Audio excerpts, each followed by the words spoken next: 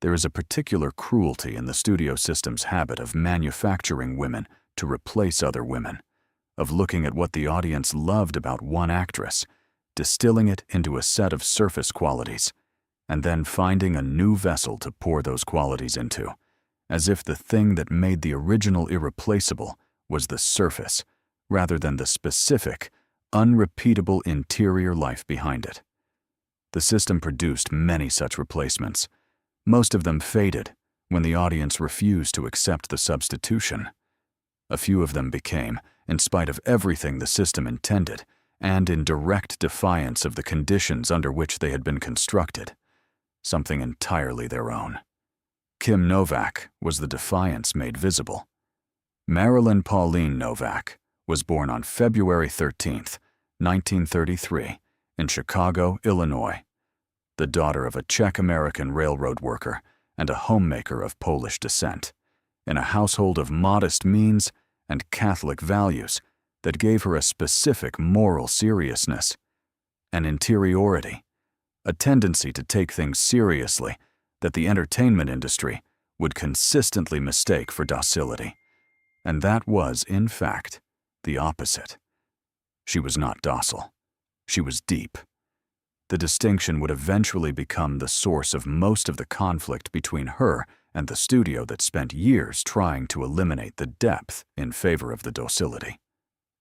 She arrived in Hollywood in the early 1950s through the indirect route of modeling and a small television appearance, and Columbia Pictures signed her and immediately set about the work of construction. The name first, Marilyn Novak, became Kim Novak because the studio had its own Marilyn problem and did not need another one, and because Kim was simpler and more amenable to the kind of packaging that Columbia intended.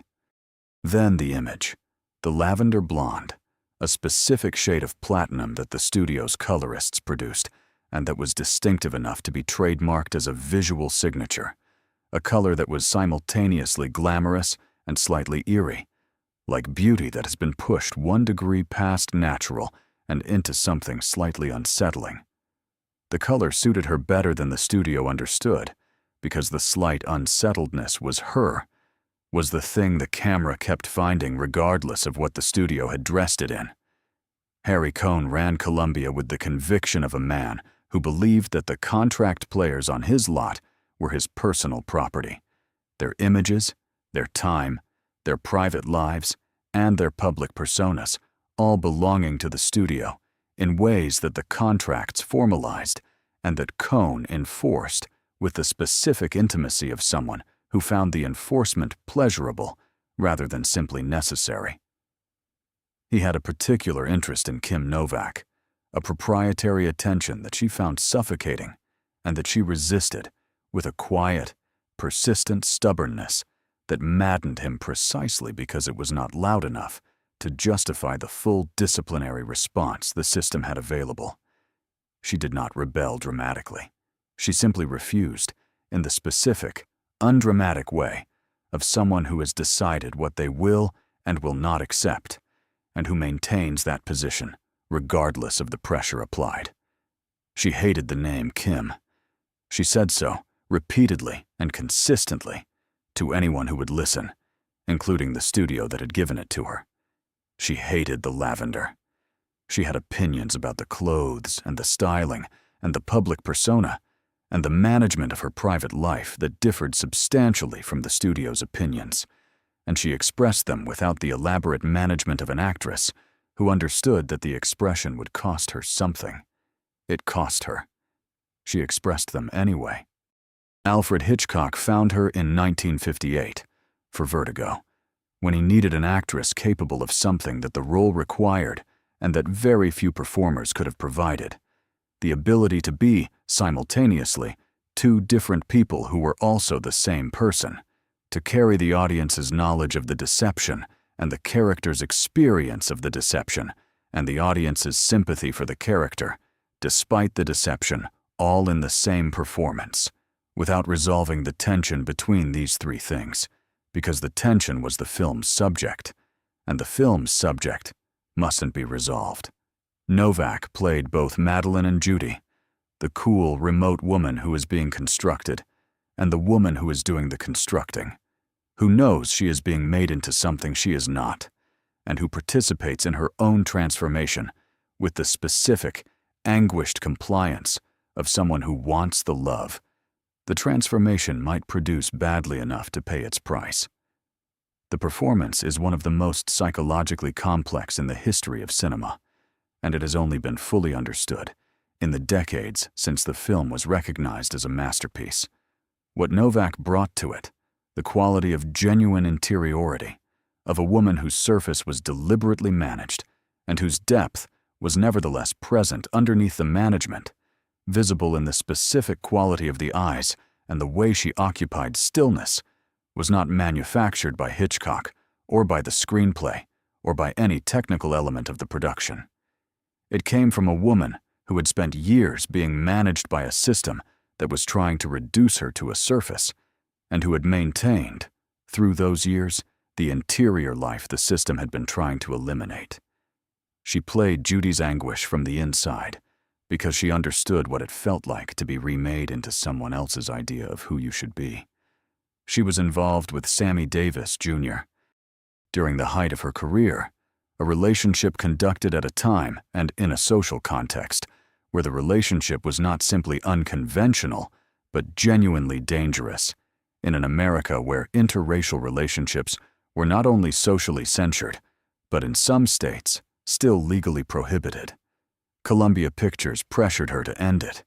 The pressure was applied with the specific combination of concern and threat that the studio system used when it needed compliance and could not get it through simple request.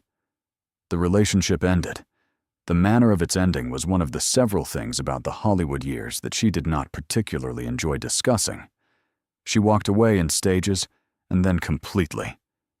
Not in the dramatic departure of a star making a statement, not in the spectacular collapse of someone whose relationship with the industry had become unsustainable, but in the quiet, methodical withdrawal of a person who had assessed the available options and decided that none of them were adequate, and that the life she wanted was not going to be found on a Columbia Pictures soundstage.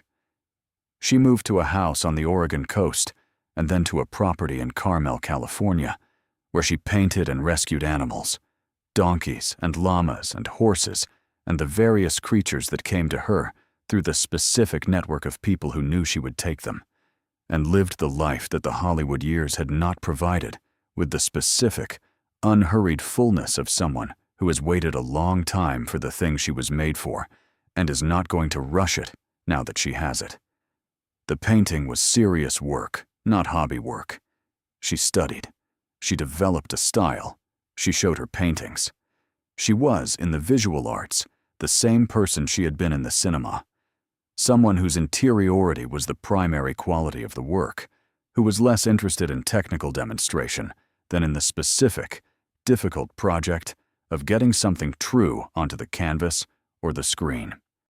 She returned occasionally to the public, an appearance at the Academy Awards in 2014, in which she was visibly and audibly overwhelmed by the response of the audience, which had not forgotten Vertigo and had not forgotten what she had brought to it.